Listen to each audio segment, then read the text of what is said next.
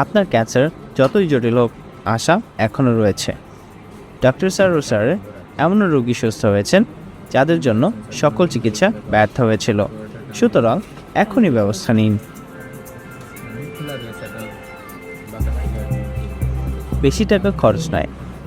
Doctor Sarwar স্যারের homeo চিকিৎসায় kidney ও liver রোগীদের ব্যয়বহুল অপারেশন ছাড়াই সুস্থ করেছেন। সুতরাং সিরিয়াল দেওয়ার জন্য আজই যোগাযোগ করুন নিচে দেওয়া নাম্বারে।